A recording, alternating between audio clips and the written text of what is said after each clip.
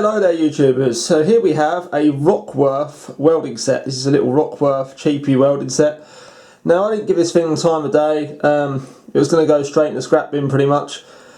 Long story short, I acquired this when I moved premises, and yeah, basically I thought it was complete trash. I was just like, nah, that's like one of those 99 quid hunks of crap you get from friggin' Asda or somewhere, or Lidl's or whatever. So on the front here we have two settings for the voltage, on off. I like to tell you it's overheating. I don't know if you know, highlighted that.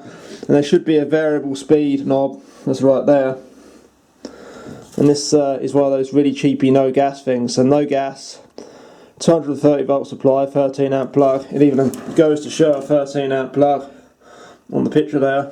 It's not an industrial blue 16 amp feed it needs, but that's a good job because this thing only puts out 90 amps maximum or something like that.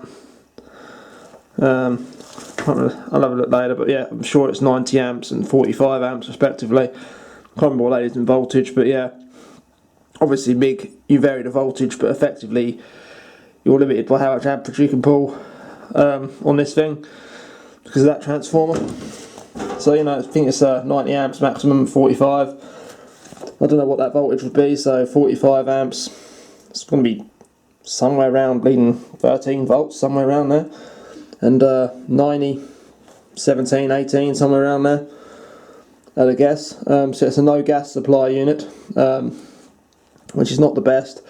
Typically no gas will have, instead of being electrode positive, it will be electrode negative. I don't know if it's the case with this one. Well, that's the industrial flux cord is the reverse polarity. Whether they've done that on here, I don't know. It would be sensible if it was. There's no gas. It's not a proper MIG set as such, because MIG stands for either metal inert gas, or the other terminology is MAGS, metal arc gas shielded welding, or something like this thing is next to it. But this is better than I thought it was going to be. The transformer is much beefier, decent copper coils. It's got a metal fan at the back. It's got a smaller wire in it. And the fault isn't anywhere near as complicated as I thought it would be. I thought it would be a burned out motor, so you know, I need to get a new motor and a new cog and all that stuff for that gearbox up there. But no, it's just a dead contactor, so we turn this thing on. Fans come on. You can hear it clicking but nothing happens. So I just turn that off quickly and let this thing turn over. I flip the board over. So here are the coil wires, here's the contactor wires. It's basically switching those on.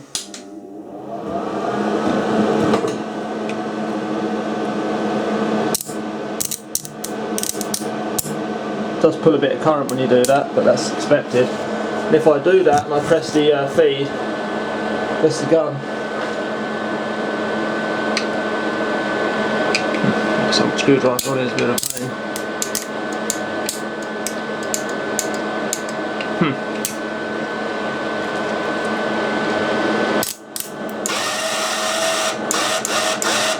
It lets the wire feed work. This is all low voltage side stuff, by the way, so yeah, don't go worrying there. As soon as I let off, you can hear it try to shut, but it doesn't. So that contactor's obviously burned out.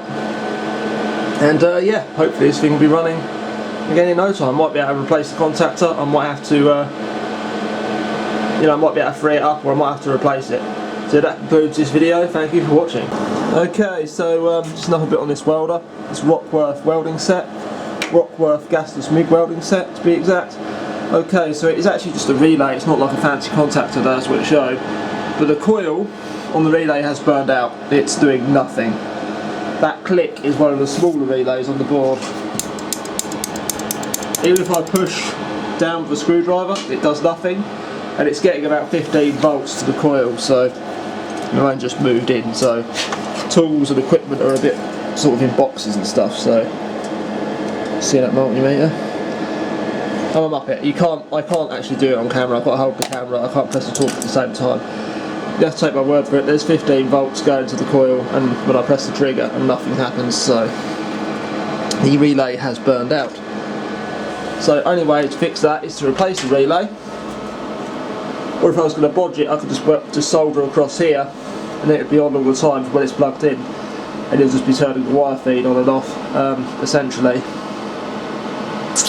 That's how a lot of them are. The torch is like I don't know if the torch is the torch will be live in that case at all times. Not the torch, the actual the contact tip will be on, so to speak.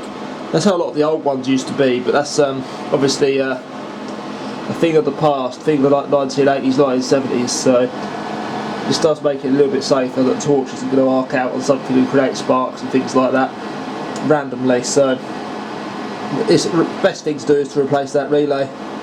Right, thank you for watching. I'll post another video once I've got another relay. I'm not saying it'll be the same one, I'm not saying it'll even be attached to the board, but hey, there'll be another relay there and it'll be in this system and it'll be working again. Thank you for watching.